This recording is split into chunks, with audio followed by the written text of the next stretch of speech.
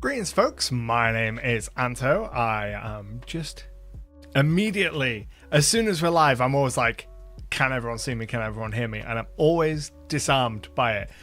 But greetings folks, my name is Anto, welcome to the stream. We're going to be doing some world building and collaborative stuff together this evening.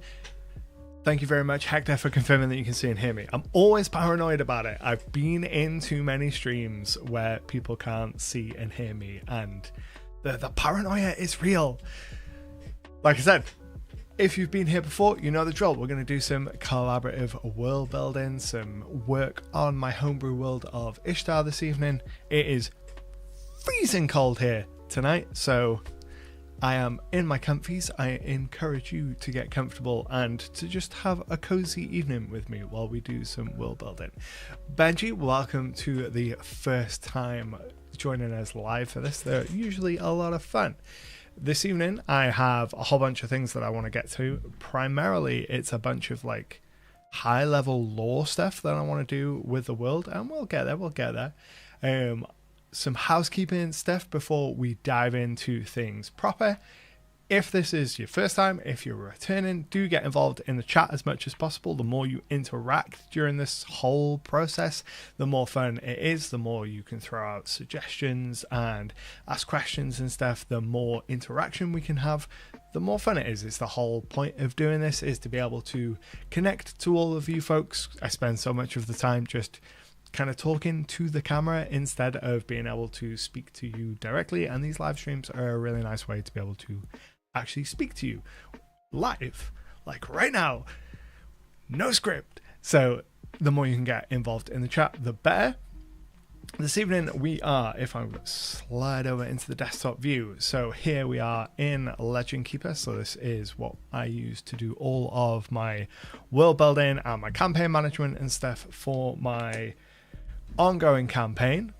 And this evening what I want to do is I want to do some high-level world building for how demons work in my homebrew world. So I was doing some work for adventure prep for my upcoming session, and it involved some demonic stuff, and I wanted to go over that. So that is what we're going to do this evening. We're going to kind of go over how do demons work in my world, how what makes them different to devils, what are some of their unique kind of aspects, and all of that kind of good stuff. Jaina, of course you can ask questions about the new channel memberships. Fire away. If anyone has any questions, or if you didn't know, I have recently launched channel memberships here on the channel, so if you have any questions about them, go ahead, throw them in the chat. Benji asks, it's not D&D related, but it's been begging me, are you Welsh? Yes, I am Welsh. I am from Wales. Well caught. I have mentioned it in streams and in several other videos. You've probably noticed that I have poo-pooed on Blaine Festiniog quite often. Jenna asks, how often would videos be added to the dark archives, the black archives? I forgot the name. Yeah, so the Black Vaults is the name of the kind of members only section. It's the name of the members only Discord area of my Discord. It's also the repository of all knowledge in the cosmos in my homebrew world. In terms of how frequently you're going to get videos, pretty much as frequently as I can make them. So if I jump over to the channel here on my end, I've already forgotten how many videos have gone up. It's 3 or 4 so far. It's been up for a couple weeks now. If we jump over to memberships, so far over there There are 3 videos up there so far. I think we've been hitting about 1 a week. As soon as we hit 10 members over there, I'm going to start bringing back the campaign diaries. I have started doing some pre-filming for that, but I haven't done too much editing for those. My intention is to try, emphasis on the try, and get some form of member video recorded each week. Obviously, the more members we get, the more time I can devote to it, because I can move resources around and allocate more time to it. But the intention is 2 to 3, maybe more videos a month extra for channel members, and then anytime I have like random thoughts, and like I put out a video last week or the week before talking about ley lines in my world. So I was doing some world building stuff and I needed to reference ley lines. Actually, I can show you that if we switch over to the desktop view here. So this is the world map of Istar, my homebrew world, and I was doing some work on ley lines, which involved me going and looking at this old, and at this point it is an old map of the various ley lines that cross my world, these points of magic that connect to each other, and it caused me to have a revelation, and I made a whole video about that for members, quick off the cuff kind of thing, and that has inspired me for next week's main channel video, which is going to be all about kind of digging deep into ley line magic, using it for world building and going more deep into that process. So just in general, as often as I can when it comes to memberships. It is very new, so there's still not a huge amount of content there, but as much as I can, as often as I can. So for this evening's work, what I want to do, as I said up top, is I want to work on demons in my homebrew world. So I was doing some adventure prep earlier today, and some of that involved some demonic forces, and it got me questioning, how do demons work in this world, what makes them different, and more to the point, I started thinking about demons in relation to kind of the archetypal kind of Judeo-Christian sins, you know, the 7 deadly sins archetype. Because when we go, if we load up D&D Beyond here, if we go and we look at some of the demons as monsters, the fluff text mentions that some of the demons are specifically types of demons. So if we go Rock, I know Rock is a demon. Pretty sure Rock is a demon. It is a demon. So somewhere in here, I'm sure it used to say what kind of demon of Rock is. Maybe it doesn't in 5th edition. Maybe I'm getting all of my editions mixed up. But at some point in D&D's history, it was like multiple types of demons, which led me on to purely Christian. That is a good thing to know. Thank you for that. At some point in D&D's history, the demons had like specific demon types, and that's what led me to doing vengeance demons for SIDEQUEST, and I want to explore more of that ethos that each demon type within my world has a very specific thing that they kind of like lean into, and it requires some kind of rebuilding of the scaffolding of the lore of the world. A question about demons and extra planers in the game. Do they die when you kill them in the material plane? No, I don't think so. It has come up before. I think that demonic forces and kind of extra planar fiends and devils, at least the more powerful ones, just kind of get shunted back to their original planes. In favoring they're just going back to the plane and come back in a vague amount of time. It's been quite frustrating as a player. Yeah, I'm not a massive fan of you can never ever kill this basic level of thing. I'm okay with it for higher level creatures, more powerful creatures, things that you might need to learn their true name or sever their kind of connection to magic to be able to permanently kill them, or do some kind of quest related thing to be able to do it. I'm fine with all that, but just, you know, your lowest level, your lowest CR stuff, really having them just constantly coming back to the material plane is frustrating. Hey Agile Monk, welcome in. I am much more rested than I was at the weekend, which is nice, so I thought I'd jump on, do some streaming, try and build up that schedule. I've used the four horsemen archetypes, says Obsidian, for demons, and the 7 sins for devils. I would usually have gone, like, my first thought would have been to go with sins for devils, but given that through at some point in D&D's history, and there's so much of it, and I've got so many different editions floating around in my brain, I can never pick out which one's which. I know demons have been connected to different bits, which again is why I ended up with Vengeance Demon in a previous issue of SIDEQUEST.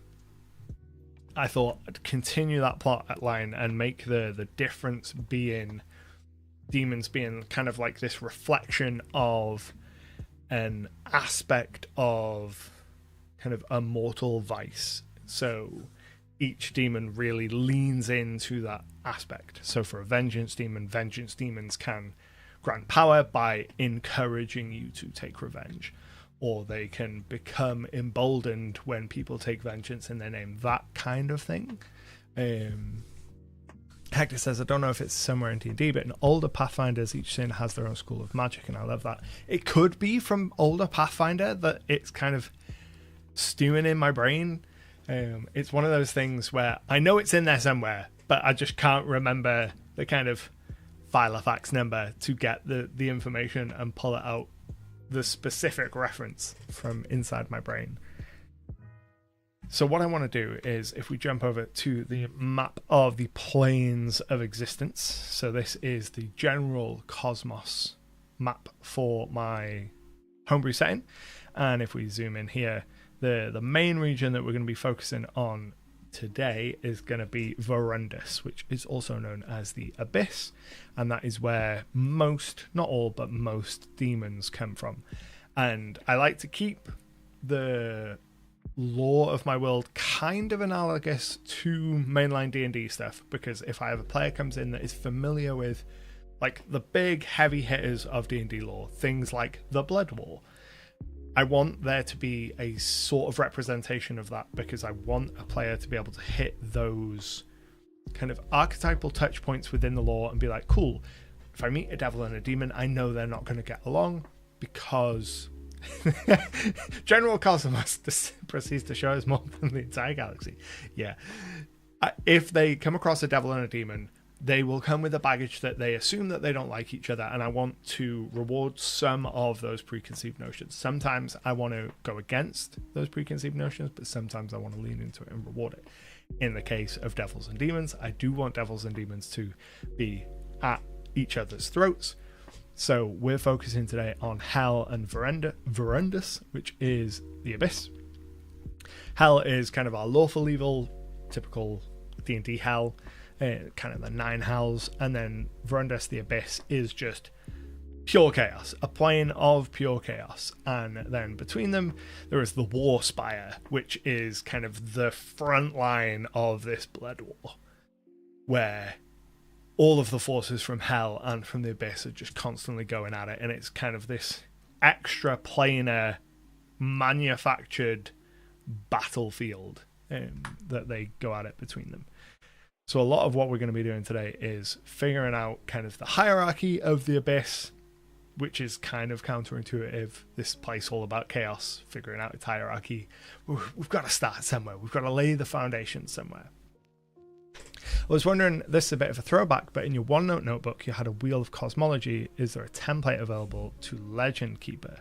There's not a template available. Somewhere deep in the archives, there is I believe I might have made a blank Cosmos wheel at some point, but I can't remember. Cerny, I'm going to post a link to our Discord server into the chat. I've just posted it to Twitch and not to YouTube. There we go. If you join up in the Discord and just post, there's a Jewel Cities channel in there. If you just post that message in there so that I don't forget about it in a couple hours time when we get done with the stream, then I'll have a look and see if I can find the blank template, because I feel like I made a blank template at one point or another that was like either a PDF or an image that could be pulled into Legend Keeper and used as like the backdrop of a map, but I'm not certain. Atraxi says cool way to illustrate the planes. Yeah, I really like visualizing planes.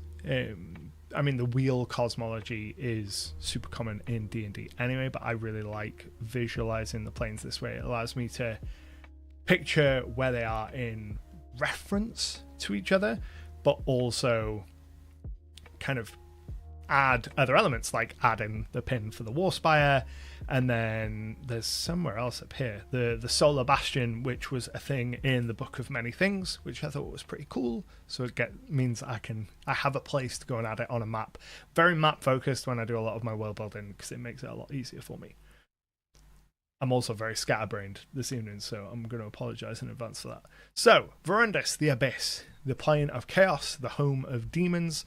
It's ruled by Noctis, the god of nightmare, who longs to bring endless chaos to the entire cosmos.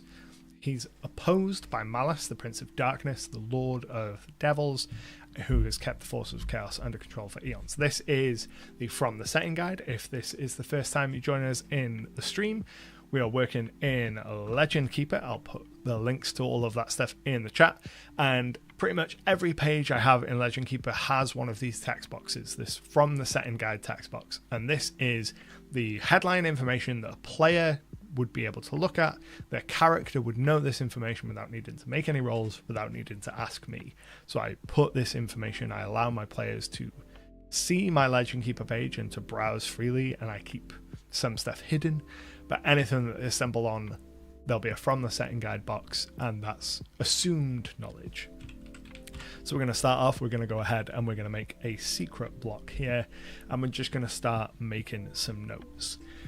So previously on Dragon Ball Z, if we jump over to the Pantheon section here, you can see I've got a list of all the gods in my world. I had previously assumed that the god Pravis the Corruptor, who is the god of corruption, greed, ambition, was a lawful evil god who dwelt in hell. And as time has gone on, a lot of the development that I've done with Pravis has kind of shown that they are kind of tinting more towards the chaotic. And I think that rather than being more of a devilish god, that this would possibly make sense to be a demonic god, or have them kind of float in between and be able to be both. Because a lot of the demons in the current campaign that I've got going on, a lot of their kind of lineage connection is with the Herald of Pravis, a demon called Mendax the Defiler. So it's possible that maybe Mendax is a demon and Pravis is not a demon or a devil and just high level god. That's something that we can figure out as well. But I do know that in Verundus we want to be focusing on demons of sin. So I want to go and we want 7. That's not how we spell 7. Deadly sins. And then we want to grab a list of the 7 deadly sins. We don't need... There we go. So I have incorporated elements of the sins in previous campaigns. I have had weapons tied to them in the past. I've had the Sword of Wrath, the Sword of Greed, and there was one other weapon that the players directly interacted with. and these are weapons that have since appeared in publications of SideQuest, and so there is kind of pre-established lore within my world of the sins being a thing. We've never dived deep into kind of the morality element or the religion element, but the players know that the Knights of Sin are a thing. So presumably the sins as concepts come from somewhere, and that's a lot of what we're going to be doing here, baking in that kind of concept of demons are responsible for these kind of high level concepts of both sin, but also things like vengeance and other things. So you could have demon of X and then X be whatever word we choose. So in terms of what we want to do, so we want to lean into a couple of different kind of touchstones in how I want to approach this. I really like the way that Warhammer handles its demon forces in kind of the hierarchy of having like demon princes and greater demons, and then the minor demonic legions. Those kind of reference points of power level is something that I like drawing upon, so that when the players come across something, one of these demons of sin, they can point at it and go, cool. Either visually or by its name or by reputation, they can go, oh, I've got an idea of how powerful this thing is. Is this what tier of play is this? So we'll start with power levels. So at T1 we'll have something, at T2 we'll have something, at T3 would be where we'd have our demon princes, and T4 would be where we'd have the greater demons. Now, we're probably not going to call the demon princes. That implies a royalty and kind of like a structure that I don't think we will actually have. So instead, we're probably going to go like a lesser demon there, and then something beneath that. And then Archdemon would be our kind of like tier 5 or level 20 CR 20 plus, which we'll just put as tier 5. So our Archdemons would be kind of like, there is only one of these. They are the CR 25 plus, kind of like Tiamat, Tarask equivalents of these personifications of sin, etc., etc. And then we go down to greater demons, lesser demons, and then the little dregs. Or maybe move the lesser demons into tier 2, have something between lesser and greater demons. So lesser demon, demon, greater demon, and then something at T1 like a dreg. Hey Christian, any good tips for not introducing the BBG too early? I'm writing a city-based campaign, but the biggest issue I'm finding is having the BBG not introducing too early.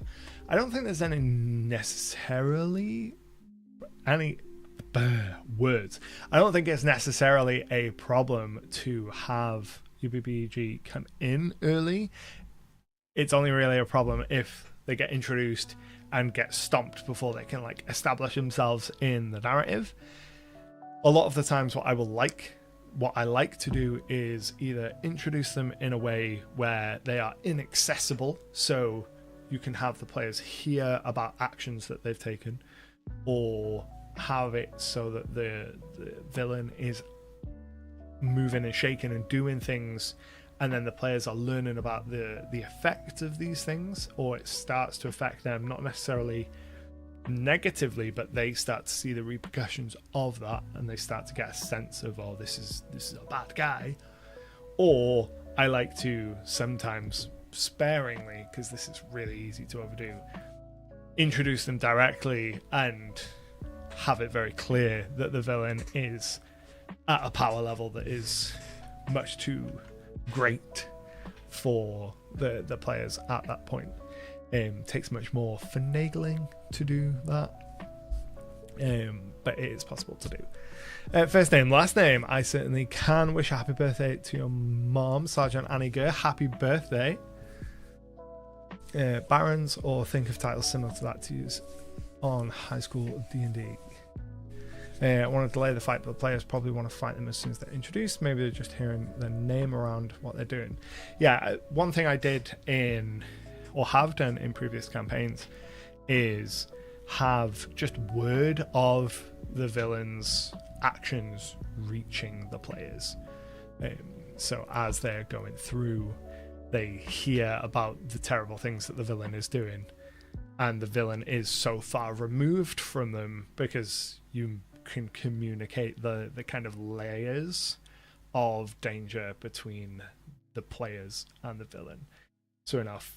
In the first campaign we ran in the world of Istar, the main villain for the campaign, for all intents and purposes, was a false king, and the players knew that there was a lot of levels of kind of bureaucracy between them and the false king, but they would hear about kind of things the king was doing and the results of those actions. Can the archdemons grant divine powers to followers? Almost certainly. They can almost certainly grant power. That's one of the things that I have talked about before when it comes to kind of like deities in my world. That essentially a god is just someone powerful enough to claim themselves such and then defend that claim. So players can become gods when they get high enough power. It happened at the end of my first campaign. One of the player characters eventually became the goddess of time. There have been several player characters that have joined the pantheon as heralds or saints, and presumably the same will work for these demons. They will be able to grant powers. We know that there are ways mechanically, there are ways for characters to grant other characters powers through spells and things, so it's perfectly reasonable for like an archdemon to be able to grant followers powers.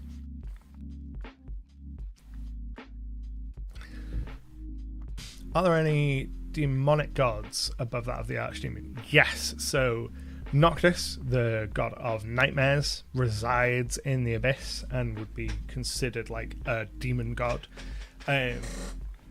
The god of spiders, my world's equivalent to Lolth, whose name escapes me, Lycia. So the goddess of spiders and kind of the web of whispers, Lycia, is in Verundus. There's another one as well who is escaping me right now. There's at least one more. How does one go to Abyss and Hell in your world? A bunch of different ways. So one of the ways, if we jump to a map of the world, so one of the ways to get there is through the Hellgate Maelstrom. So this is an area in the ocean that is essentially like a giant whirlpool, and it's kind of like this world's version of the River Styx. If you can survive going down it, you can end up going through a portal to Hell itself, and you end up on the River Styx out in Hell. And then there are also various portals and passageways dotted around the world as well.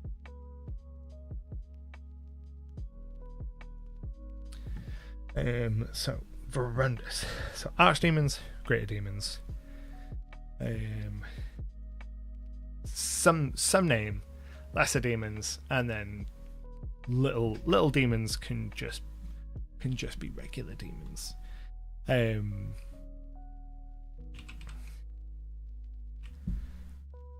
lesser demons, or lesser demon makes sense for lesser demon to be lesser demons, something, greater demon. and then archdemons. So let's decide on dice. So 1, 2. Let's start with Wrath. Wrath seems like the easiest one to conceptualize as just a simple wrath is anger, angry, rage. So if we're going for Wrath, don't know why we want Wrather. And then copy over our tier list. So a lesser demon of Wrath, it's probably going to have some kind of rage ability.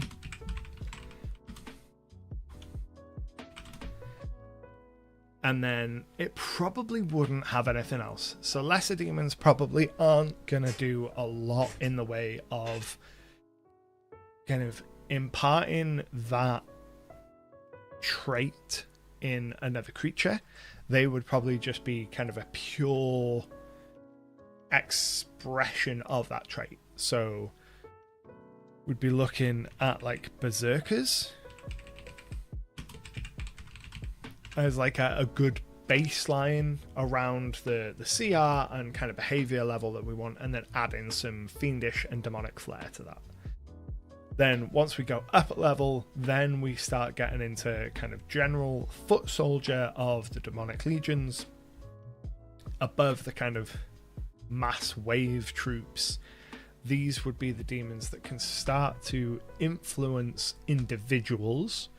So these would be the kind of creatures that you'd get affecting towns, maybe small areas of cities, and bringing out wrath or whatever other trait, be it vengeance or greed or whatever, bringing out other traits in other creatures. So we would want some ability for them to be able to infer madness. Exactly, Bob. For them to infer madness. And the very first place that we go to look for that is going to be the Crown of Madness spell.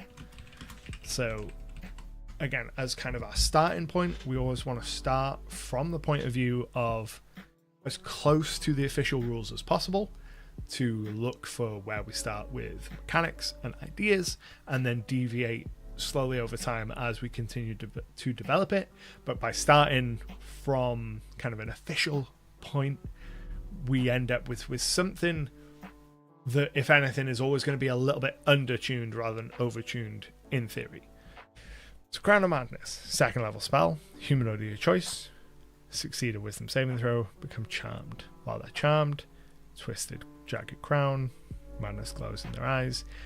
They must use their action before moving on each of their turn to make a melee attack against a creature other than their self that they choose. Can act normally on its turn, and if you choose no creature or if none is within its reach. You can use your action to maintain control of the target, etc., etc. So they can directly influence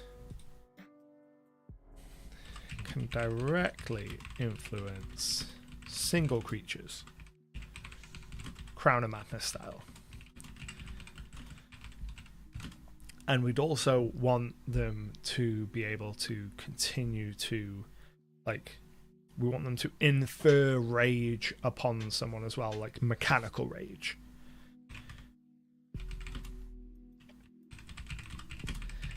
So that's going to involve, whilst they are Crown of Madness, give them kind of the rage condition, which is going to give them resistances, give them extra damages, that kind of stuff.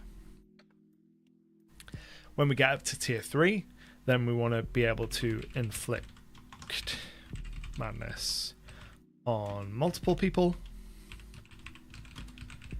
And then we'd start bringing in things like reckless attacking. So the reckless attack for the barbarian, that allows them to get advantage on their attacks, but they have everything that attacks them has advantage as well. So we want to be able to have this kind of tier 3 Demon of Wrath look at a squad of soldiers and just drive them all into a wrath-filled frenzy where they forego their own personal safety and charge into a bloodlust-filled kind of melee, throwing aside all caution. In terms of what we want for kind of high-level ideas for the greater demons, that's when we want to start looking into aura effects.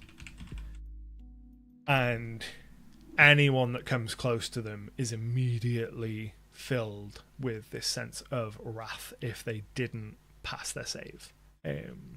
Aura effects, so it's going to be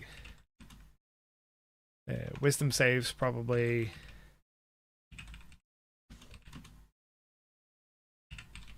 Or be wrathed. Madness tables possibly.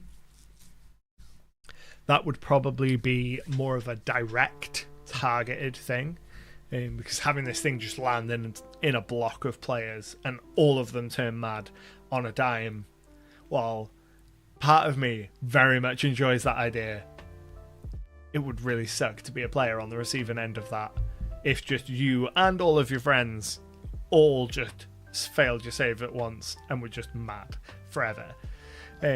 But a targeted single madness spell or effect, using short or long term, that is something that a greater demon probably could do.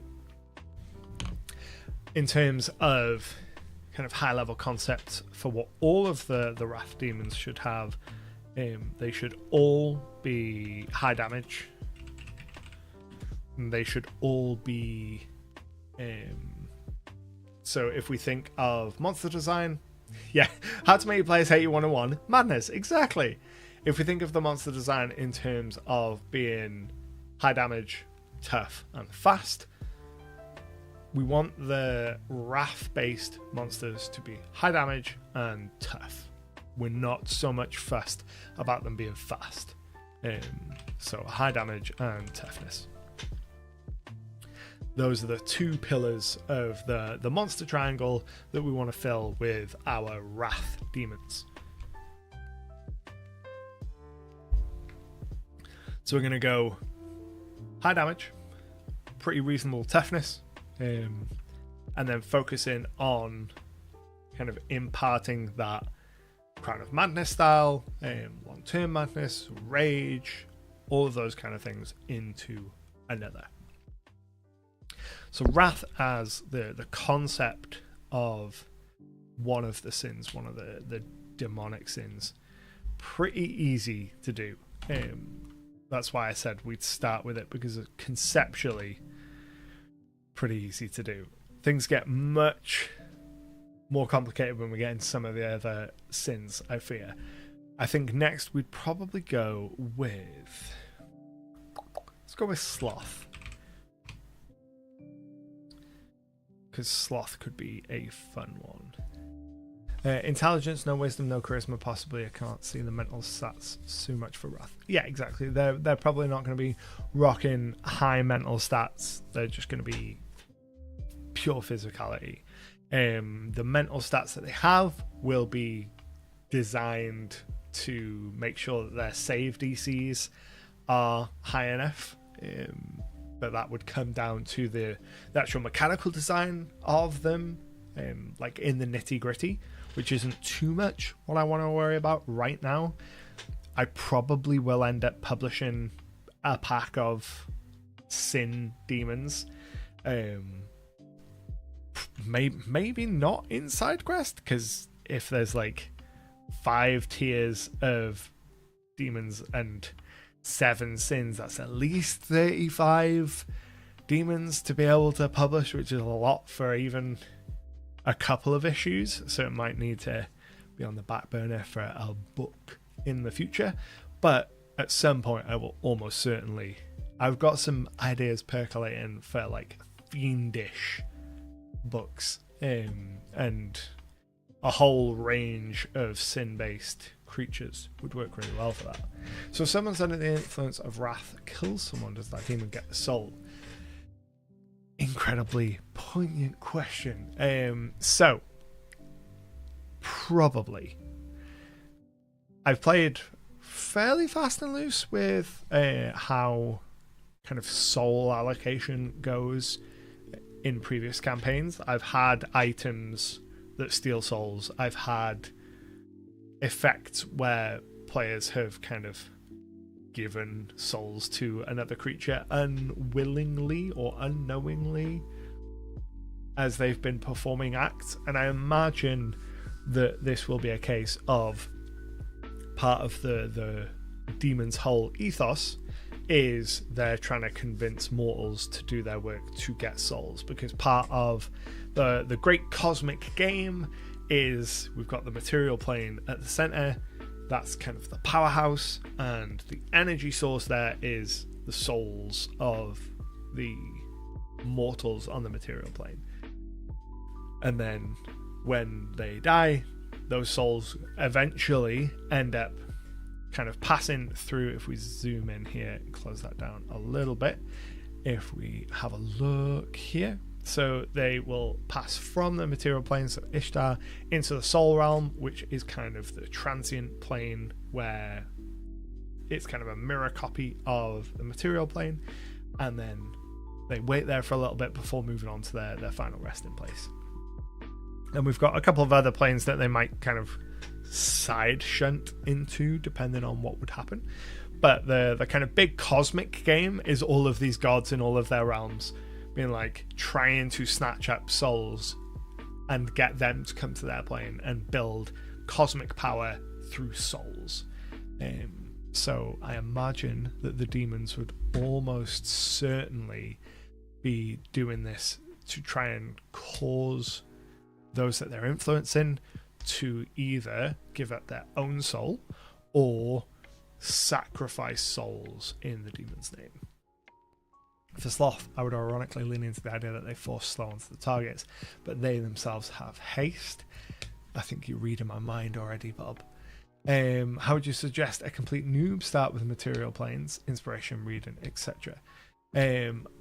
So I would start by deciding whether or not you want to kind of mirror the like official lore.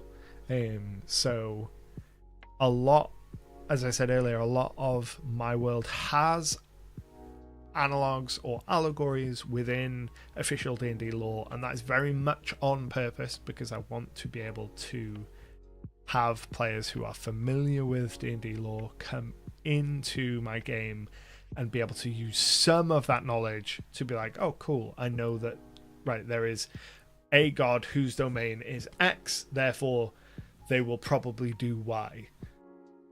And then they find out what the unique twist on those various elements are within this world, but they don't start from a complete blank slate if they already have some world knowledge. So I'd start from the point of view of, do you want to use the basis of any existing cosmos to build on, and then either start by just bringing in that cosmos and changing things over time, or building it from the ground with that in mind. And then it is just a case of slowly building out over a period of long time. Like, this version of my cosmos has existed now for like approaching a decade, and a lot of it is still quite sparse. Like, I can put a pretty veneer on it with this nice plains map, but then when you click on like the realm of love, that is literally all that exists for it, is kind of headline information of this is the realm of love and this is the goddess that lives there. Almost nothing else exists for that whole plane of existence, but because it's got a pretty map, you assume that there's going to be stuff there, and it's all part of like the great trick as a DM to help your players think that there's a lot more going on than there actually is. It's a constant game of, look at this pretty picture while I put the tracks in front of the rail, in front of the train, in front of the train. So for Sloth, I think that what Bob mentioned, so imparting slow and actually being fast, that's exactly the kind of stuff that I am thinking for Sloth. That subversion of expectation with that. And the idea that a lot of the time when you encounter a Sloth demon, it is fast. But the reason it's fast is because they eat speed. They eat other creatures' ability to move and to move quickly. They would otherwise be completely like slothful if they weren't feeding on the speed and energy of others. Tyler, it's not a derail at all. We are building it out in Legend Keeper. The map was made using Incarnate. I'll leave links to where I've talked about both of those in the chat for you. So for Sloth, we want to go speed as one of the pillars. So again, thinking in our 3 pillars of monster design, we have high damage, toughness, and speed. We know we want to choose speed. We need to choose one of them. Do we want them to be high damage, or do we want them to be tough? And I kind of like the idea that they are fast and tough, but they're not very strong. So we go speed and toughness, because a lot of the other demons are going to be physically strong or have a lot of strength going on. So we don't want all of them to just be strong all of the time. So they get their speed by eating it from other creatures. And that doesn't necessarily mean to be like they eat the creatures. It could be the sapping of energy. We'll figure out what the actual eating mechanism is, but the concept of a sloth creature is sloth unless they're not, because they're fed. So they take their speed from their slow targets. Exactly. So they impart a lot of slowed conditions and enfeebled and stuff like that. Slowed, enfeebled, etc. Chronic says, I've been building a world that's never been played in, by the way, for 5 years. I've written so much stuff that will never be touched. But that's completely fine, right? Like, I think that for the world building DM, that is part of the fun of it. Like, we get to just make this world, and in between sessions, the players like to build new characters and think about all of that kind of stuff. But for like the world building DM, that's our little sandbox that in between playing, our version of play is we get to build out more of the world and go over here into this little corner that the players are almost never going to go to, and we just get to have fun with that. So tier levels. So lesser sloth demons, they are probably going to be usually pretty slow, and then can have bursts of speed, conditional to activating another feature. So I'm thinking here is for a lesser sloth demon, usually pretty slow, pretty lethargic, and then they have a feature or ability that they can use, and once they've used that, if that is successful, then they become fast and can do stuff. Animating objects and weapons to do stuff so they don't have to is a really good idea. Animating objects and things so they don't have to move. I like that a lot. And then the mainline demons, so these are the first level of demons that would be encouraging sloth in others. So these would be the ones that have the slow spell and have the drain abilities. Maybe, yeah. And maybe have the drain abilities. Tier 3 is definitely going to have drain abilities.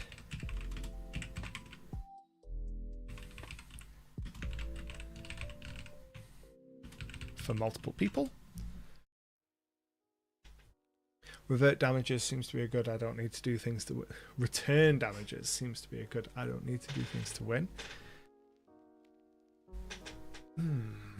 Put like a reflecting damage back on them. I like reflecting damage. I think I like it more in possibly envy, kind of envy being a reflection of, or there being a lot of like reflection imagery within envy of, oh, I see this person, I wish that I was more like this person. I like the idea of envy being able to return damages, like how dare you touch me, you're obviously just jealous, here, have it back. That kind of aspect. In terms of the greater demons, again, aura effects.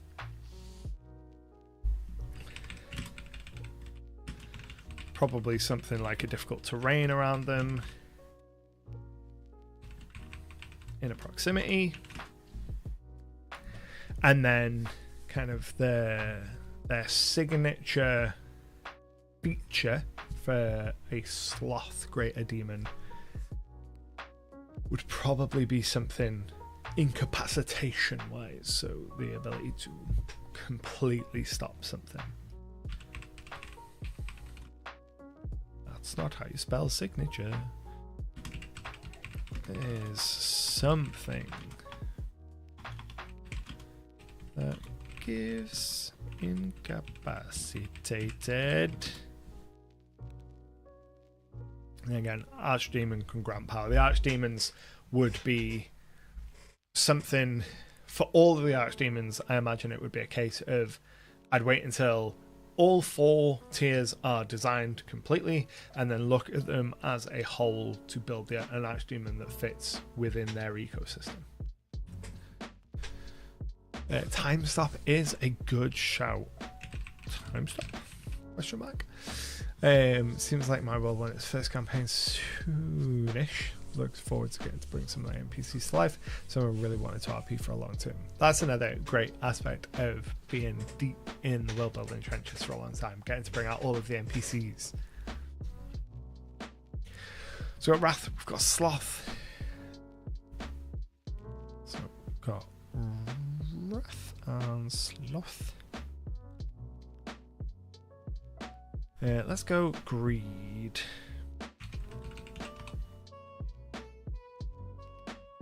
Or the next one.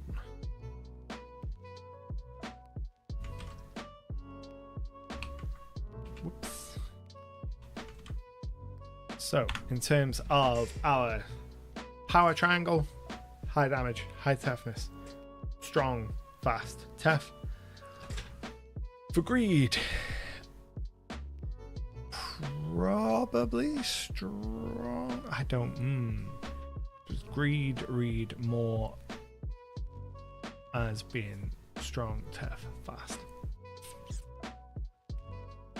Greed doesn't scream fast to me, so I'm going to go strong and tough. And I feel like a lot of them are going to end up being strong and tough, and that's okay.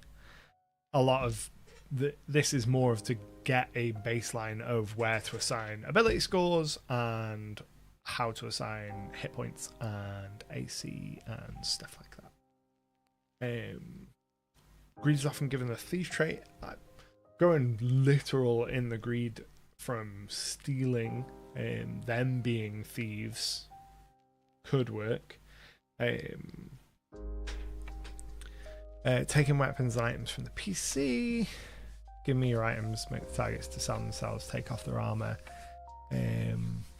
Again, that influencing the other creatures to cause them to do things that will be inconvenient to them. In the only interaction the players have had with greed as a concept previously has been the Sword of Greed, which was held by the Knight of Greed. They inherited the sword, and the sword's critical kind of condition was that on a critical hit, any damage that it did, it turned the blood into gold. or was it just all attacks? It turned blood into gold, so they were encouraged to use it to shed blood because it made them wealthy. And then when that weapon killed a creature, that was it. Any attack turned the damage into gold, so they could directly turn HP into gold pieces.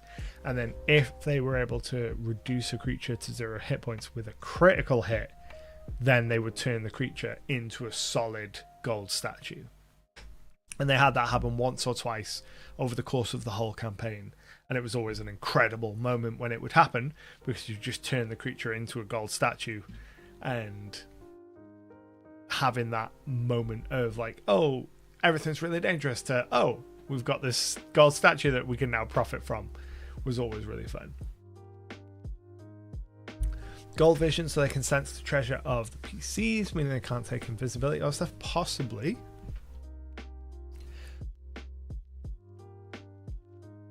Thinking on what we want the purpose of the demons to be, to incite these creatures, to incite players, to incite creatures into tapping into this sin and doing more of it. So these creatures, these demons, should be making other creatures more greedy. Rob91, welcome to the Black Vaults Vira. Thank you very much indeed. So we want these creatures to be making other creatures greedy. So how can we do that? We can go the literal route and have them be, oh, go for gold. That is one option. So they want to make creatures greedy.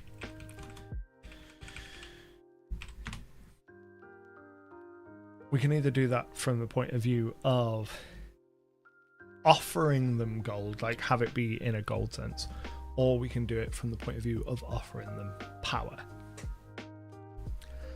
So in terms of the kind of high level thinking when it comes to greed, it's a case of like the Denizen of Lang. Denizen of Lang. Let's have a look at the Denizen of Lang. It's been a while since I've looked at Pathfinder monsters. Many kind of movie. Any creature the Lang can target. That kind of stuff, like giving giving the creatures, giving players or creatures gifts that allow them to get in and be like, ooh, I'm gonna do spooky stuff to you. So maybe we approach greed demons more like we would typically approach a hag, because up until this point, both Sloth and Wrath, we've been approaching it from the point of view of a typical, the way that you're going to encounter this creature is going to be in a straight up fight kind of situation, whereas a lot of hag design space is focused around, well, actually, what is this creature doing before you realize that it's truly a hag, and kind of on the sidelines in RP and that kind of stuff. So maybe we go and approach it, take a hag approach. Strange sentences. So we'd have a lot of out of combat abilities to incite greed, give gifts, and then use those gifts as penalties. Welcome to the Black Vaults as well, Bob. I would say, what's that thing your players value the most, and use that against them? Yeah, that kind of along that line of thinking. Hey, Mammoth Factory, welcome in. How are we doing? Taking risky gambles, abilities that give a buff and a debuff, and you have X chance of have the buff or debuff. That's a good option. Risk reward options. So offering, giving boons, in exchange for weakness. Do demons have weaknesses to their corresponding virtue? Possibly. That's like the weakness element of it, and the kind of how do you fight them, and that element of it is probably going to come once we've got a basic understanding of all of the kind of 7 basic sins of demon, and then can look at the crossings of the streams between them all and see how they have interplay and be able to start building those things out. So one thing that I've been doing for a little while now as I build out monsters for 5th edition is within the publication of those monsters, I include legend tables. So I include a number of different things that players and GMs might learn about a monster depending on some knowledge checks or some recall histories or whatever you have there. And we can start tying in those, oh well, if your players are able to do some research or roll high enough on some studies, they will learn about this aspect of the demon. So a wrath demon, for example, they are strong, bald-headed, they charge into their problems, not very bright, easily outwitted. You might be able to cause them to charge into snares and traps, or cause them to run into a situation where they can't get themselves out of, that kind of thing. Cursed items, the targets can take an item, but it's a chance they get what they want is either cursed. Yep, gold at gems vulnerability would be funny. The players would try to get weapons made of those things. That would be quite funny. Going down that mechanical route immediately makes me think, is it Gertrude, the toll keeper in Baldur's Gate 3? She's got real greed demon vibe to her, and she is strong and tough, and she does just shed money. I do quite like the idea that they bleed money, because that was a core element, as I said, of the Sword of Greed that the players have already interacted with. So having that be a thing, being an established thing as part of like the greed mythos within the world, I think is just kind of funny. And then to go along with that, I like the idea. Ooh, that's juicy. I like the idea that they can corrupt money from the point of view of a lesser greed demon could physically be money, like a little demon mimic. Like you get a coin, and that coin itself could be a lesser greed demon. That I like a lot. Is some kind of coin. Bartered and traded, and encourages the owner to gamble, take financial risks, and eats other coins. So I like the idea of a lesser greed demon is like a gold coin, and you get it, you put it in your coin purse, and every day you make a secret. The DM makes a secret save. If you fail, then you're like more likely to want to gamble or do something that makes you likely to lose money. But then also at the same time, every time you open your coin purse, you've just got less and less coins in there, because this little lesser greed demon is just eating the other coins in your coin purse. I like that a lot. Make the party fight each other as they want items for themselves. Doesn't matter, they can't use them. I'm reluctant to make players to force into party conflict, because if you're playing with a random group, or you're not playing with a group that's got that inbuilt trust, player on player conflict can be real messy. Dungeon Messy Anime has insect monsters taking the form of gold pieces, jewelry, and else. I've heard so many good things about that anime, and it's been on my list for quite some time. But yeah, lesser demons being some kind of coin, I really like. I like the idea of greed demons bleeding money. I think that is funny. Eating luck is a really good idea. Misfortune effect. Looking into I like that a lot. There's some Pathfinder mechanics that have that kind of element to it as well. Look into the Fortune Eater from PF2 for mechanics ideas.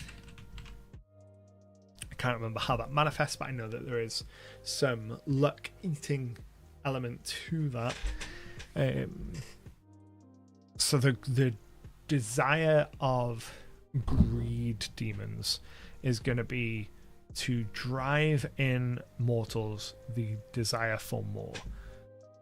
So we can go right back up to the top, and they want mortals to desire more to the point of ruin.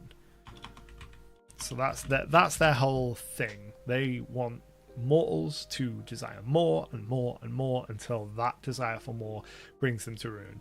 In the case of gold, that would cause them to, really simple example would be gamble until it destroys their entire life. But it doesn't necessarily need to be gold. It could manifest in anything where the person that they are kind of plaguing wants more and it is ruining their life. So that could be anything. The Bag of Devouring, I think, would be an excellent kind of thing to draw on to have ties with greed demons for sure. In terms of base level greed demons, so the ones that aren't coins, I think that those would be very classic archetypal devil on your shoulder, kind of whispering in your ear, encouraging you to do things, to take risks. So classic devil on your shoulder archetype, encourage risk taking in the pursuit of more. Then our tier 3, if we're taking that hag approach, then we're thinking greed is all about encouraging more in others. Hags typically aren't going to be fighting you directly. It's going to have a lot of minions. So I think greed, we go down like a cult or like a cult of personality type of thing. And once you get into the higher tiers, you start getting to the stage where you've got like a greed demon that has promised, that is like the top of an MLM pyramid scheme, and you've got all the people in the pyramid built beneath them, and if you go to try and attack the greed demon, they'll be like using other people against you rather than themselves.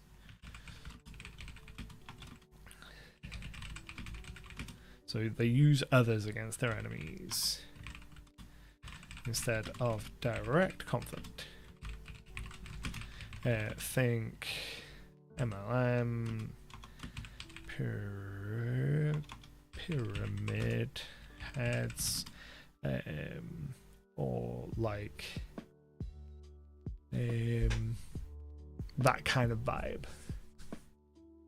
A drug-inspired greed. Yeah, anything that drives someone to an excess of more, because we have that excess element in gluttony as well, but this the greed element, I think between greed and gluttony, the greed element is the desire, the desire element of it. So a lot of it is going to be more of that out of combat element of it, a lot of the more cerebrally, you should do this because you want it, and playing on a lot of those, which is why I say the hag style approach, because it's hard to apply combat mechanics to a lot of this stuff. A lot of this stuff would be stuff that the players would be encountering the results of, or seeing these effects play out without them being mechanized on the players themselves. Devil looks like the character, so it appears as though it is them. You can even use the good side to persuade the target. possibly having the greed demon be able to shape change could work really well. A shape changer does work really well. And then in terms of the greater demons, I think that the greater demons for greed specifically should just be able to offer either power or wealth, or offer something that greedy people are attracted to, and their greater demon status should just be able to be like, I am so obviously powerful that I can offer you what you want and fix all your problems in a snap, and you know that I could do it. So the kind of creature that could approach someone with greed in their heart and be like, hey, you want to solve all of your problems? I can solve all of your problems. You just have to, be indebted to me, be whatever. Wishes are a really good mechanical representation of that for sure.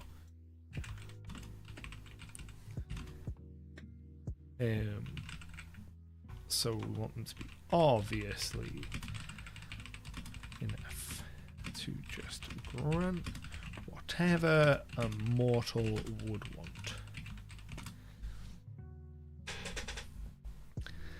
So yeah, twisted wishes. So always monkey pawing. Is the monkey paw a thing in 5e? Monkey's paw.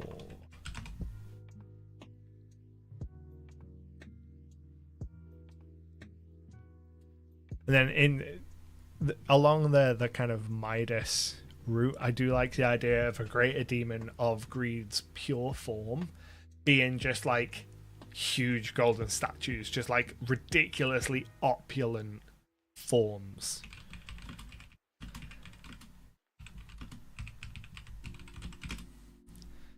I've lost the ability to type. And then that takes greed. Let's do pride next.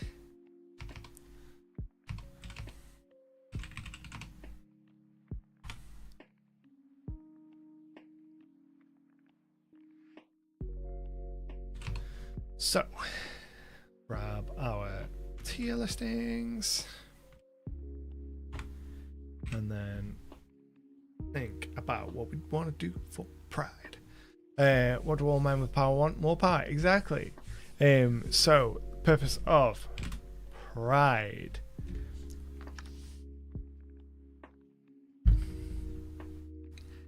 In a distillation, it's probably going to be like being the best. So like encouraging others to pursue perfection.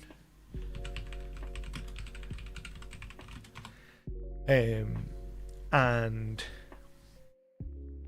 because we're looking at this from the point of view of these demons want to corrupt the souls of mortals to claim those souls for the abyss and to corrupt them into, presumably, if a higher tier of demon is able to take a mortal's soul, then that mortal is going to become one of the lesser demons eventually.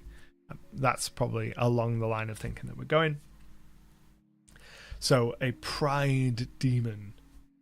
What would a lesser pride demon look like in terms of our 3 pillars of mechanical combat? When we've got a fast, strong, and tough, I think we'd probably be fast and tough and not strong. But depending on how you manifest pride, I can see it going in kind of any direction. If you were going pride in terms of pursuing the perfection of like Mr. Olympia, then yeah, you're definitely going to be strong. So fast and strong could work, but we're going to have strong come up so many times. I'm reluctant to go too hard into strong. But I like fast being one of them. Pride and appearance, so while a target may think they're improving their look, they're in fact doing the opposite. That kind of thing, exactly. Would make the inferiority complexes grow, so maybe inflicting malices after a fall. Perfect for like a diamond, so exactly like diamond perfection. And look into monks for a lot of their abilities, like perfect body, perfect soul, that kind of stuff. So I think fast and tough, and then I like the idea that lesser demons are truly horrific. Just this concept that I like the idea that, like I was saying with greed demons, there being this element of MLMs. I like the idea that pride demons are part of a pyramid scheme, and the bottom level is the lesser demons, and they are all horrific looking, and if they accrue enough power, they'll be able to like level up and become more perfect and more beautiful. And just at tier 1, they're just truly grotesques, because it is so antithetical to what a player would assume a lesser pride demon would look like. They would assume something beautiful and captivating, where in reality they just get this weird, gross, gribbly monster, and that tickles me greatly. So we're going to go truly grotesque in appearance. And then in terms of their ability, I like the idea that what they do mechanically is they make you worse at whatever your best thing is. So they have an ability where, similar to the Shadow's strength drain, so they will have a drain, but it is specific to whatever your highest ability score is. So they will be low ceiling, very much like a Shadow. So look to Shadow for mechanics. So it would be an ability drain, but it specifically targets creature's highest ability score, because we want to strip them of what they are proud of.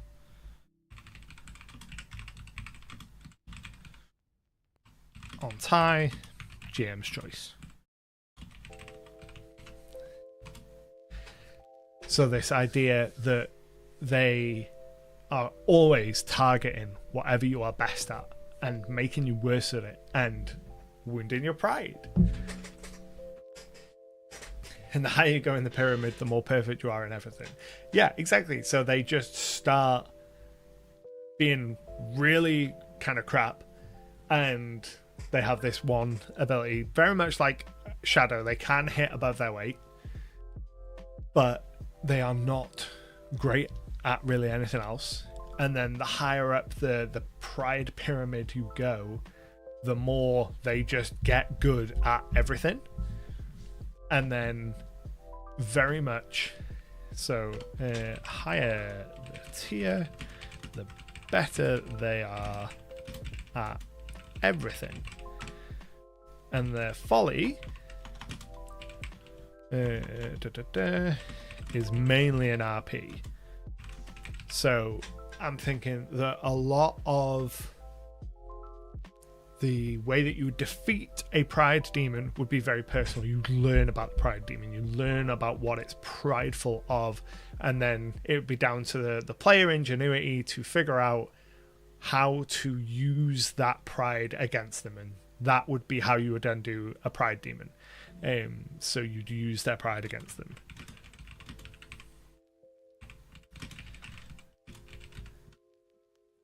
Mirror of opposition, make the target fight themselves, both sides exchanging traits. Maybe. Monster mimicking PC's class features strategies will hurt the player's pride. Yeah, anything to hurt the player's pride, especially if they're better at it. I like the idea of possibly as a reaction or as like a learned ability, like once they've had this used upon them, they can then use it, either for tier 3, tier 4 demons.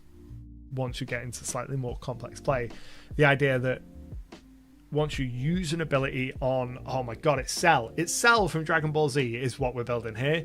That's the blueprint for a Pride Demon.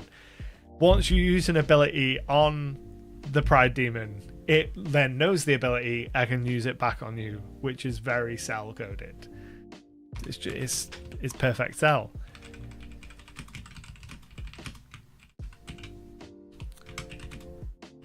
Use abilities that have been used on it against the user. So that would probably be kind of tier 3, tier 4 level of stuff. So mirror abilities. Reflect them back on the user. Perfect Cell. And just the idea that the wizard casts fireball on this creature that is, up until this point, hasn't demonstrated this thing, and the fireball does a bunch of damage, and then the demon being like, actually, that was awesome. I would be much better. I would be much more perfect if I could do that. And then them kind of absorbing that knowledge. It sounds more like envy. I think that pride and envy, like sloth and gluttony, dance in very similar veins. And I think that pride, the way I'm choosing to interpret this at this moment, and I might change my mind, the way I'm choosing to interpret this is for this iteration of pride is going to be, pride is very much like, I want to be better. I see something that is better than I am. I will take that. Envy is, I am not good enough. I am envious of you being better than me. I want to take away from you. So pride is building up. Envy is tearing down. In this case, a pride demon builds themselves up and becomes more powerful by observing and absorbing the power of others, and envy tears down others by seeing them using cool stuff and going, that's not fair, why do you get that and I don't, and then denying them the ability to use it. Counterspell, parry, deny, all of those kind of things. So is this skill absorption permanent or only on the target that did the skill first? That would come down to figuring that out in playtesting and in the writing of the full mechanics. Probably not permanent, because that's a lot of baggage to put on the GM over the course of a whole fight. It would probably be a reaction based thing. Give them, especially these will probably be when they come time for like full publication. Because I will use these, I'll be using some of these within weeks, in kind of like their rawest form within my home games. But like when we get to full publication, they will be 2024 version of the current rule set, which will mean they can have multiple reactions. So keying it to a reaction of, oh, if a creature uses their ability on you, you can use your reaction to then use that ability on your next turn, or something like that, and kind of ability steal and cherry pick things to do on your next turn as a pride demon. And I actually like that a lot. Pride demons take from others to build themselves up, and then you want to grab envy. And we want to make a note of what envy does. Envy, heading 1. Envy demons are jealous of others and tear them down, to rob them of their gifts.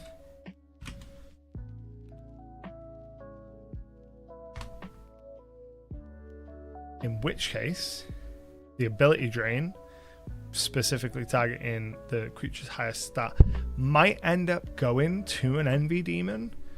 I do like the targeting the highest stat to wound the pride of another creature. Is funny, but stealing abilities and kind of hampering in that way, I think might fit a little bit more into the tearing others down versus building someone up of the pride envy split. Stealing buffs for pride while sharing malices for envy, maybe imparting penalties for envy, or have them both do a similar kind of thing, because there's no harm in having some shared design space here. Have envy be able to steal a creature's high. I do think that for tier 1 that might work better for envy, and then we'll refocus on pride and their tier 1. So looking at it from the point of view of they take from others to build themselves up, then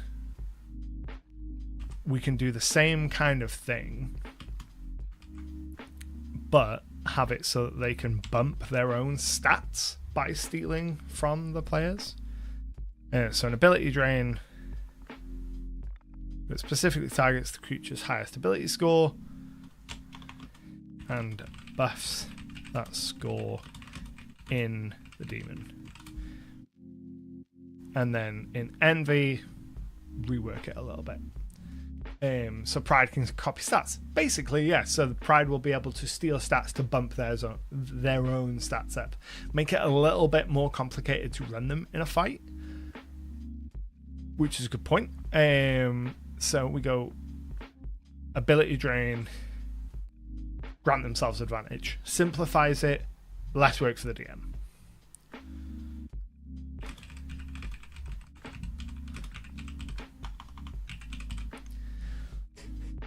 Because these are going to be the lesser of the demons. There's probably going to be more of them in a fight, which means if you've got 4 or 5 of them and they're each pulling a different stat and bumping different stats, that's going to be getting pretty complex in terms of bookkeeping. So we just simplify it, strip all that away. They steal an ability, so they reduce it on the player, but they give themselves advantage on the next attack, the next minute, whatever it is. Been listening for a while working on stuff. Sounds similar to a slime monster I've been working on, which steals the ability of those caught in it. Inspired by Kirby. I love it. Slimes are a great one for absorption-based mechanics. It fits so naturally into what they do. So we've gone through wrath, sloth, greed, and pride. We have smashed through, to be fair. Pride, cross that out. So we've got envy, lust, and gluttony. So envy, it's all about tearing them down. So it's going to be a lot of elements like imparting curses, hexes, those kind of mechanics are where we'd look to start with. Since pride is the king of the sins, pride demons can have the abilities of any of the 6. I like that. So the archdemon, I like that. That's a really cool idea. Can grant power, can have any ability of any other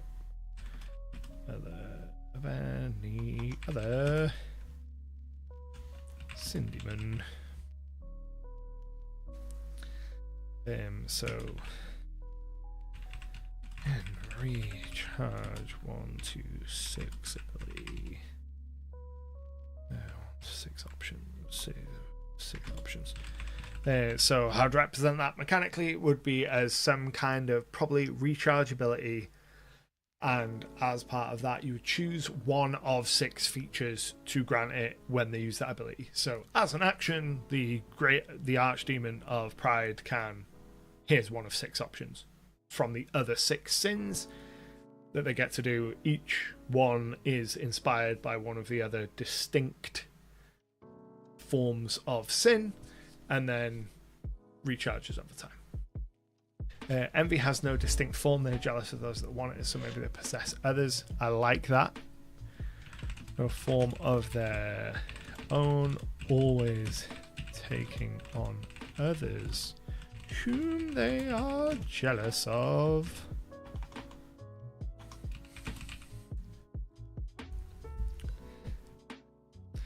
Inflict confusion-like state, because envy can tear groups apart. Let's see whether confusion work for anyone other. Confusion could work. Possibly confusion-based mechanics. I like that no form of their own, always taking on others' form, which means that they need to be shape-changing. I also like the idea that they would probably be amorphous and be more ooze-like, because they're always just kind of liquid and ready to form into whatever mold they are jealous of. And they also inspire envy in others, and that's the element that we need to keep reminding ourselves of, and I need to keep reminding myself of, that these demons are trying to inspire envy in others to get them to commit heinous acts and get their souls for the abyss and for the blood war, etc., etc. So how do you inspire envy of others? Some ability that would, I think envy is probably a good one to cause others to attack each other. So probably domination style effects.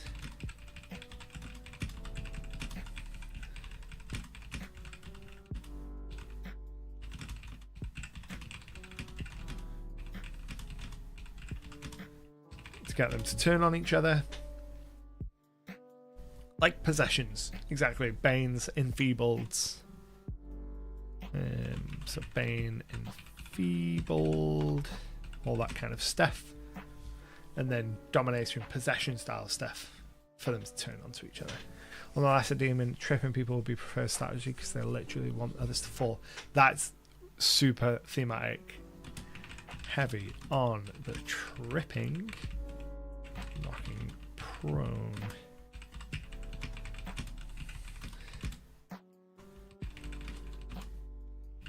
I like that a lot. That's a nice little synchronized bit of mechanics and lore I like a lot. High level should be able to overcome players' resistances for mind control.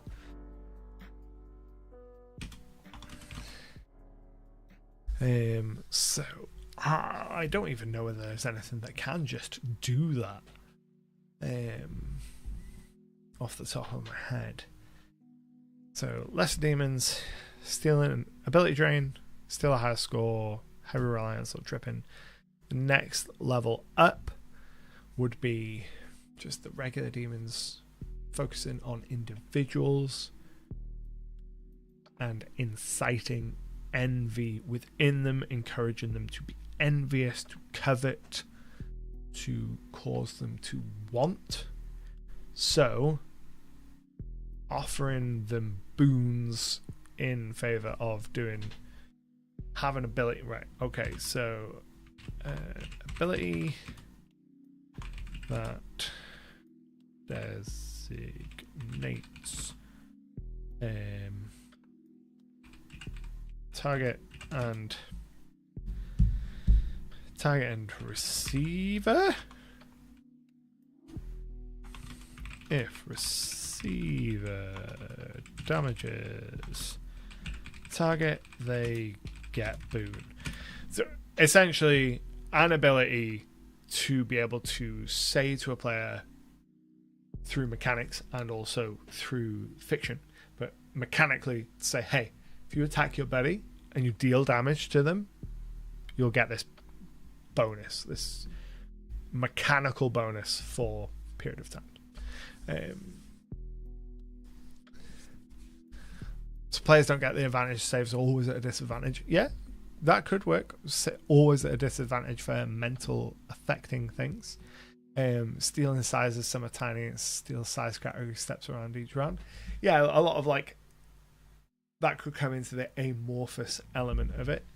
In terms of tier 3 abilities for envy,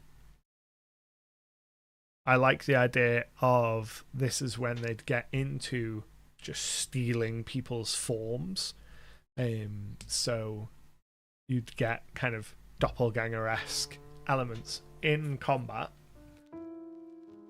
but it need to be done in such a way that it wouldn't be immediately obvious which one is there, but stealing forms. And then I'm going to make a note of in combat, shoot them, because that's the element that you want to go for, is that classic moment in duplicate stories where there's a scuffle and you're not sure which is which, and they're like, no, I'm the real one, shoot them. No, I'm the real one, shoot them. I don't know how to represent that in the mechanics. That's a problem for future me to figure out. But ghost possession or body jumping could work. Body switching could work. And then the greater demons of envy, again thinking of imparting envy within others and causing them to become jealous of other things, could have some kind of mind altering effect, some option to plant false images, mental effects, mind alteration, cause target to turn on their friends through envy. 50% chance to swap place with the original with a reaction when they're hit. I like that. I also like the idea of it being a secret roll and you not knowing. Modify memory being a great out of combat ability for sure. And then percentage chance to switch places not obvious to others when this happens. So we want this to be a thing where when this kind of kicks in, the other players shouldn't be aware that it's happening. It can't be a willing target for allies' effects. That's really good. Can't be a willing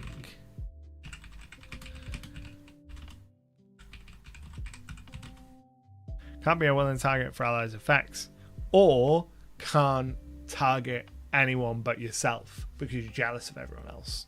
So yeah, I like that. An aura effect.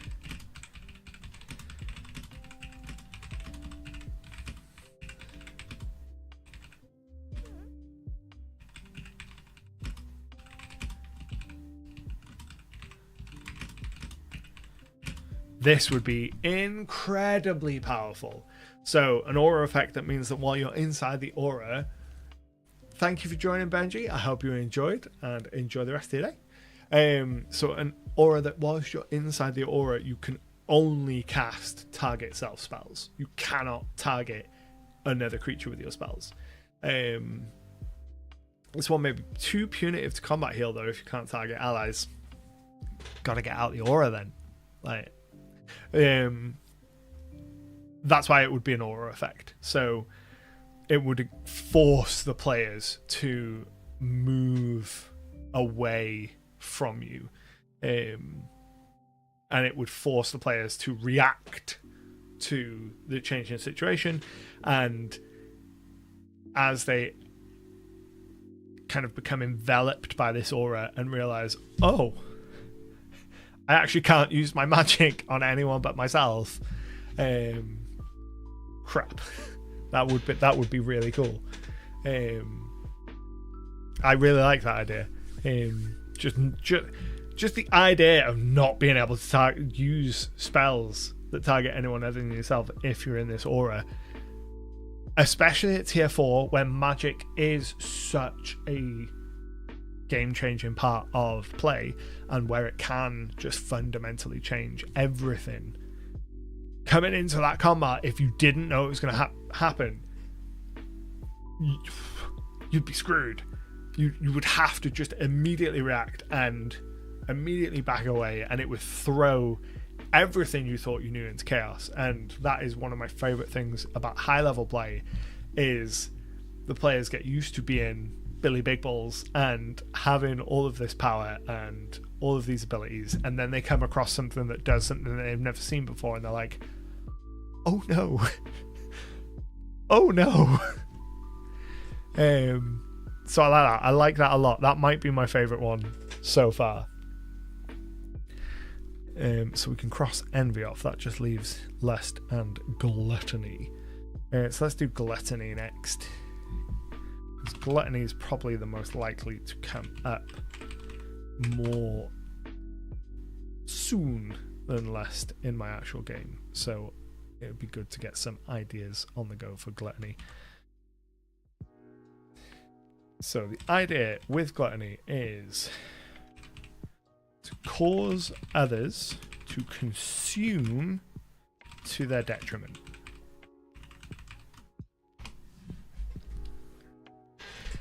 So in our triangle of abilities, tough is definitely going to be one of them.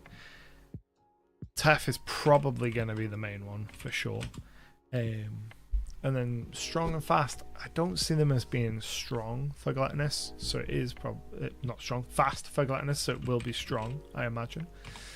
Now, to cause others to consume for their detriment. Engulf, swallow whole, those are kind of classic, what you would expect from a gluttonous creature, absolutely for sure.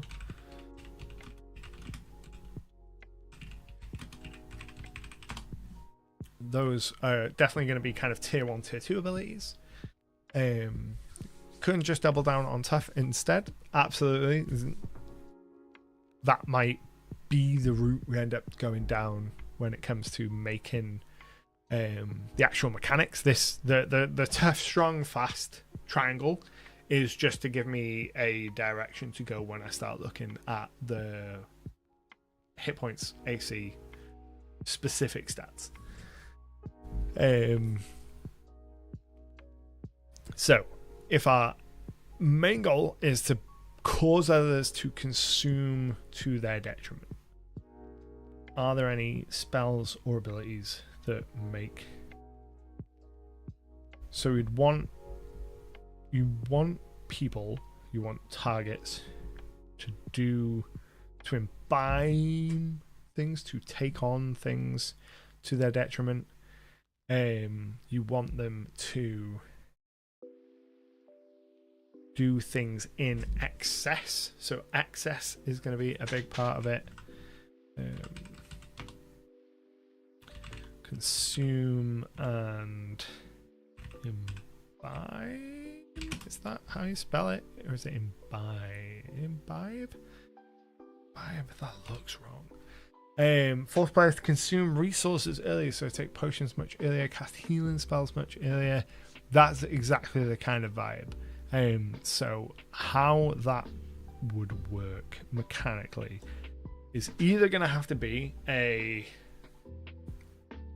action that forces them to consume a potion, let's just say.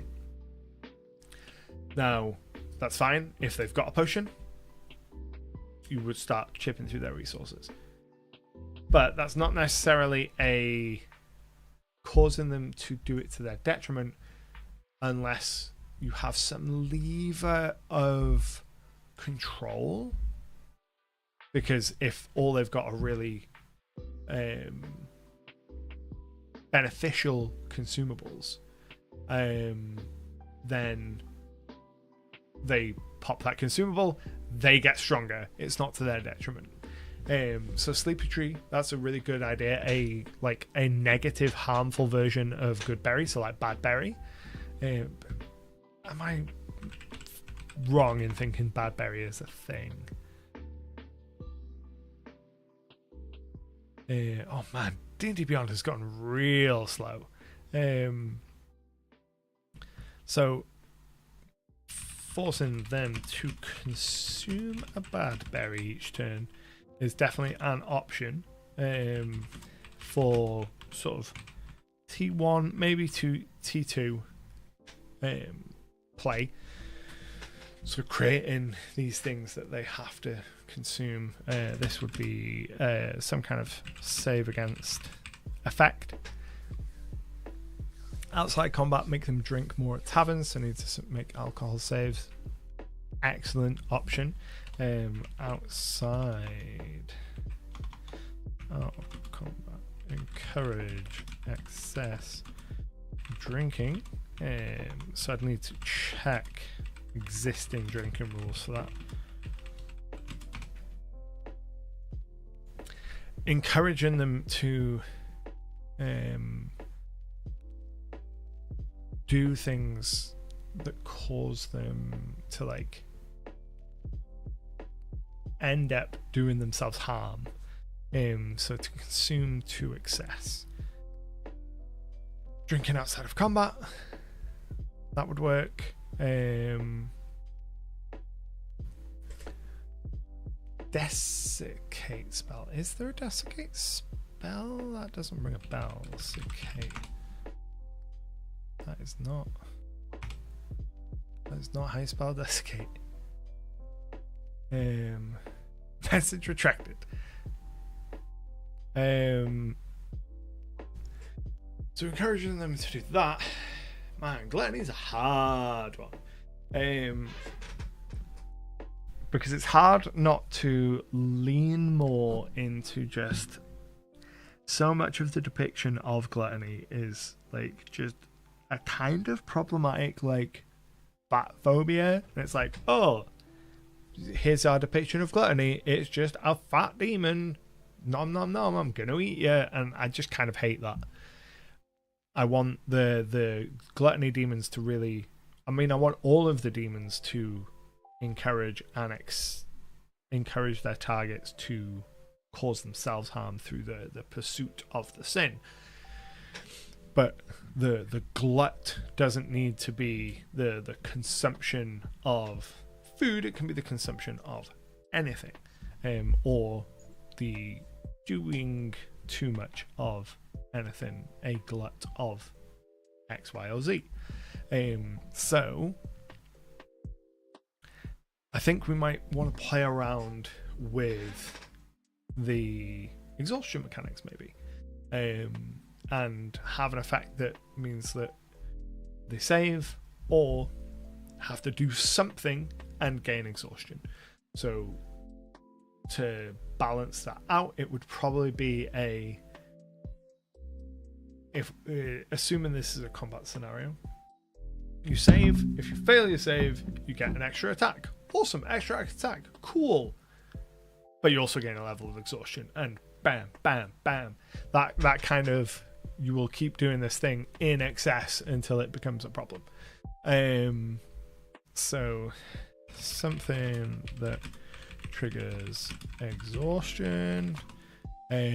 Forcing the same action every round. Repeated actions, I like that a lot.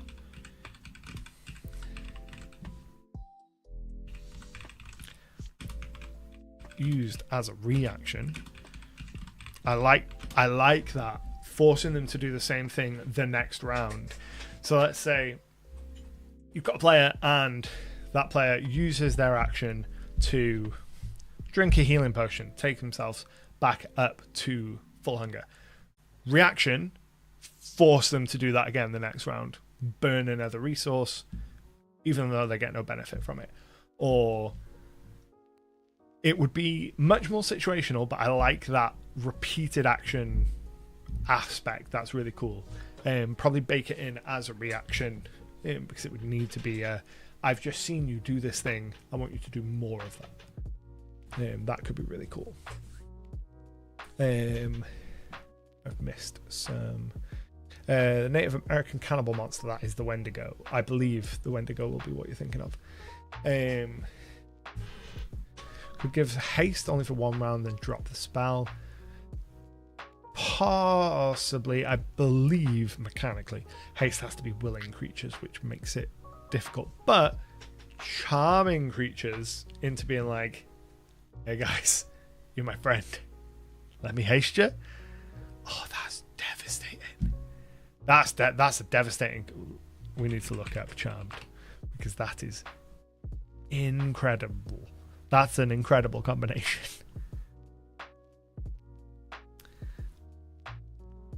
Really? Failed to search for charmed?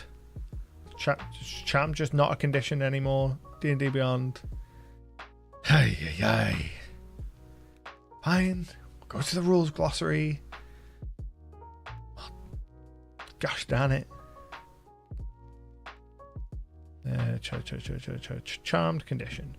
While you have the charmed condition, can attack the target, has advantage on the ability check to interact with you socially. Oh man, I feel like charmed isn't as good as it used to be.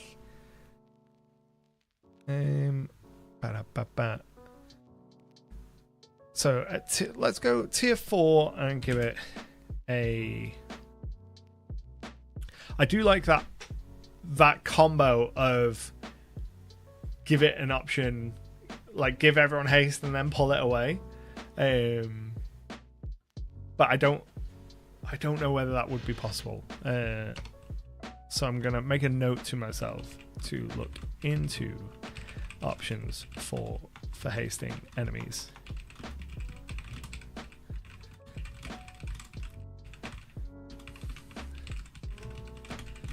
Possibly as a 1-2 combo involving an aura effect.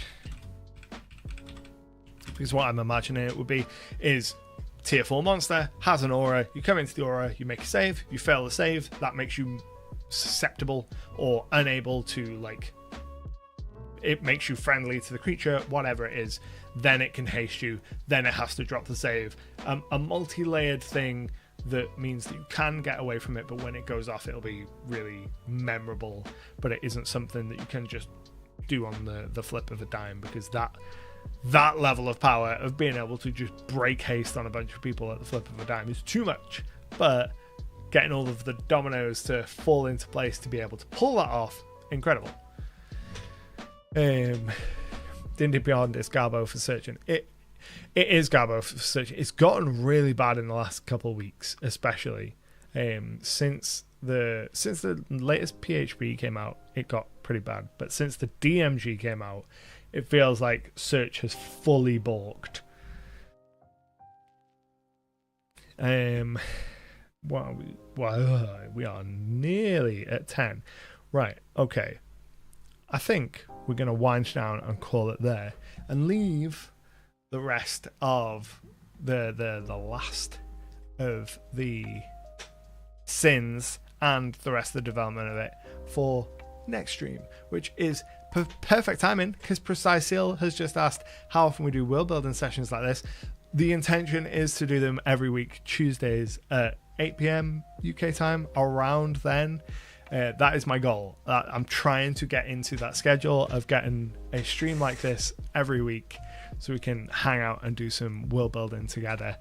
Can't always make it because, you know, life, but that's the goal every week.